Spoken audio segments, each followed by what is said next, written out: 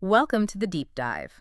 Today, we're tackling something truly immense, cosmic scale, and trying to make it, well, feel a bit more real. Yeah, because let's face it, these astronomical numbers, billions of light years, trillions of They kilometers. just wash over you, right? It's hard to get a real feel for what they mean. Exactly. Abstract. So today, we're diving deep into that vastness. Our goal for you listening is to maybe give you a more gut-level sense of these cosmic distances. We're looking at the observable universe, how we measure it, and honestly, how totally inadequate our human sense of speed is. hmm We're using a really fascinating piece called The Universe at Walking Speed as our guide. It has some fantastic analogies. It really does. It's a great way in because the core challenge isn't just the math, it's our own perception.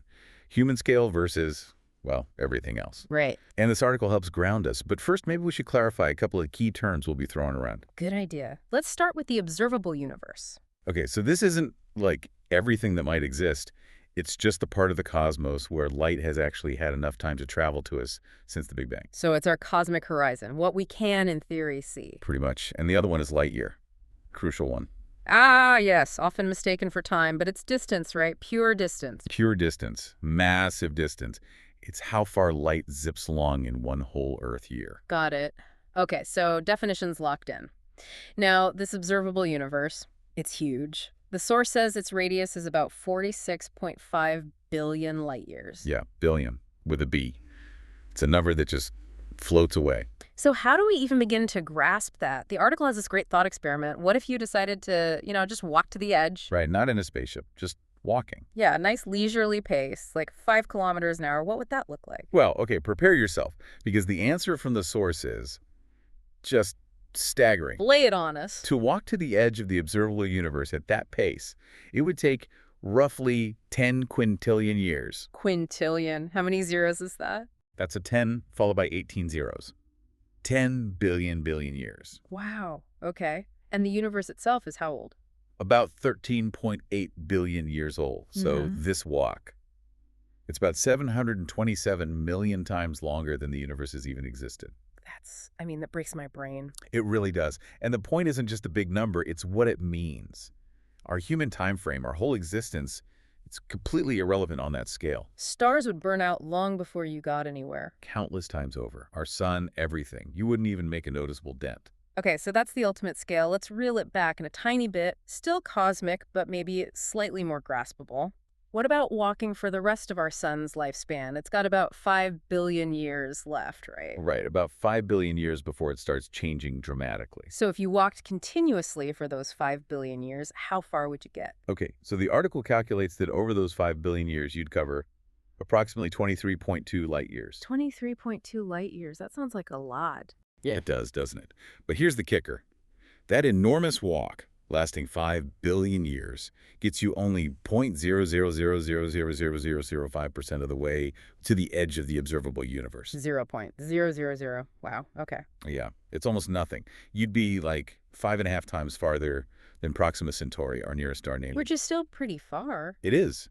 But you'd only be about 0.02% of the way across our own Milky Way galaxy, not even out of our immediate neighborhood, cosmically speaking. So even billions of years, the sun's entire future lifetime is just a tiny first step on that impossible journey. Exactly. It shows how even timescales that feel vast to us are just dwarfed by the sheer scale of it all. Okay, so human walking speed is definitely out. What about like peak human endurance? The source mentions a runner, Gordon Peary. Yeah, the Guinness World Record holder for lifetime running distance. Incredible feat. How far did he run? Over 40 years, he covered 347,600 kilometers. That's about 216,000 miles. Whoa.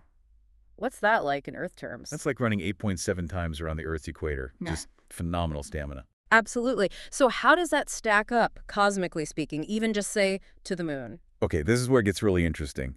The distance to the moon averages about 384,400 kilometers, Right. which in terms of Earth laps is about 9.6 times around the equator. So wait, Peary ran 8.7 times around the moon. The moon is 9.6 times. Exactly. Get this. Gordon Peary, over his lifetime, ran 90.4% of the way to the moon. No way. He almost ran to the moon. Almost. Tantalizingly close. Huh? A lifetime of world record running gets you 9/10 of the way to our nearest neighbor. That is That's Yep. actually amazing. It makes the moon feel almost reachable in a way. In a very, very long lifetime of running, yeah. But then let's look at the sun again. Okay, perspective check. The sun is much farther, about 3,733 times around the Earth's equator. Right, so Peary's 8.7 laps. Don't even register. To run that far, he would have needed about 430 more lifetimes running at that same incredible pace. 430 lifetimes. Okay, so even peak human endurance gets us close to the moon, but nowhere near anything else, really. Pretty much. It highlights that gap again. Human scale, even pushed to its limits, just doesn't cross the cosmic threshold easily. All right, so walking is out, running is out. What about our machines? Our fastest tech, the source mentions the Parker Solar Probe. Yeah, that thing moves.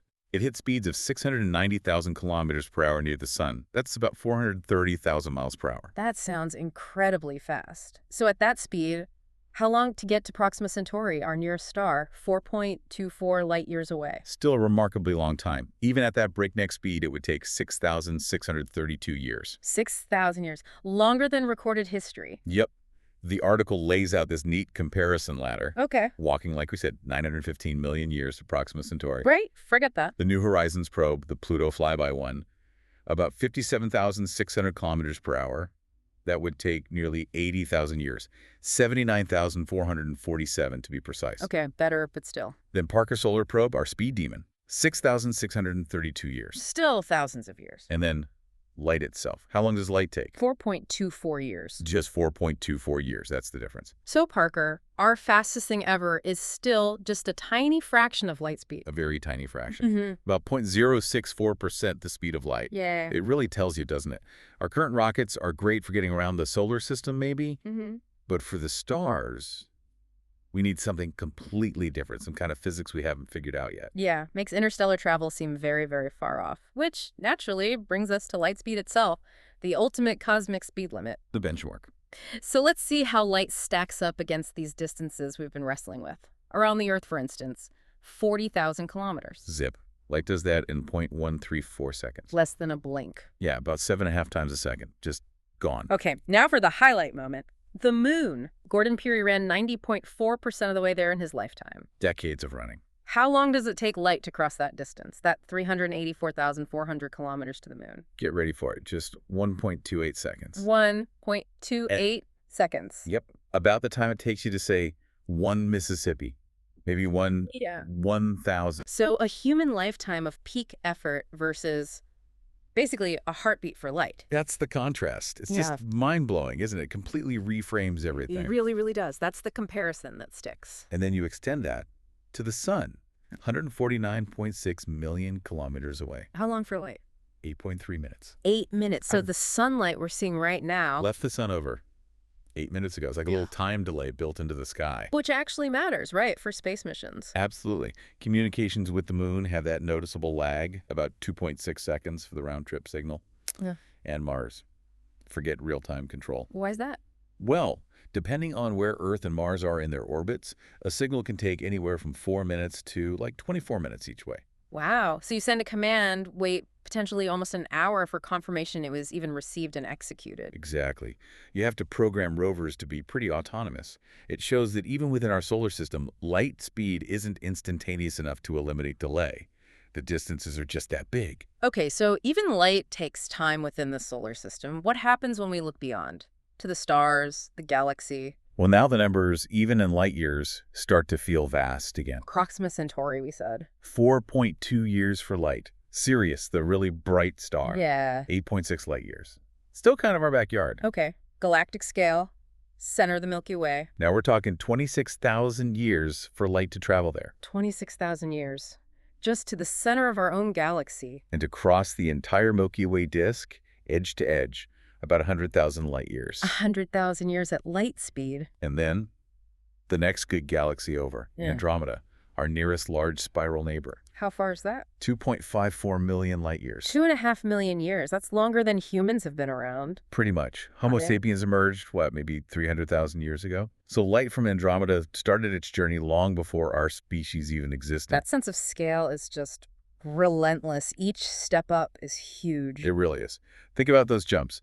Nearest star to galactic center is about 6,000 times farther. Galactic center to Andromeda, another 100 times farther than that. Every step makes the last one seem tiny. And then finally, back to where we started. The edge of the observable universe. 46.5 billion light years away. 46.5 billion years traveling at the speed of light. But wait, you said the universe is only 13.8 billion years old. How can light take 46.5 billion years to get here? That seems paradoxical. Yeah, that's a fantastic question, and the article touches on it. The key is expansion. The universe has been expanding the entire time that light has been traveling. Okay, so So the light we see now from something that emitted it, say, 13.8 billion years ago, near the beginning, that source is now much, much farther away because space itself has stretched out underneath the light beam as it traveled. right, the space expanded while the light was in transit. Exactly. So the current distance to that source is that 46.5 billion light years, even though the light's travel time was the age of the universe. That's why it's the observable limit. It's tied to the age and the expansion. Got it. That makes sense. It means there's potentially a universe beyond what we can see simply because the light hasn't had time to reach us yet, and maybe never will if expansion continues. Precisely. There could be vastly more out there. So wrapping this journey up, we went from a human almost running to the moon in a lifetime. To light, doing it in just over a second. Yeah. And then we stretched out past stars, across galaxies, to the edge of what we can even see, a journey taking billions of years, even at light speed. These aren't just numbers anymore, are they? They really shift your perspective on, well, everything, our place in it all. Absolutely. It's humbling, for sure. And what strikes me is that contrast. Our fastest tech is still cosmically slow, like snails crawling. Yeah. Yet the universe sends us these postcards, this light, from billions of years ago, traveling across unimaginable distances. We're seeing ancient history just by looking up. It really makes you think differently about time and distance. It does. And maybe the biggest takeaway is realizing that observable part, what we can see. It implies there's likely an unobservable part too. The true scale could be vastly larger, maybe even infinitely larger than this already mind-boggling sphere we discussed. What lies beyond that 46.5 billion light-year horizon? That's something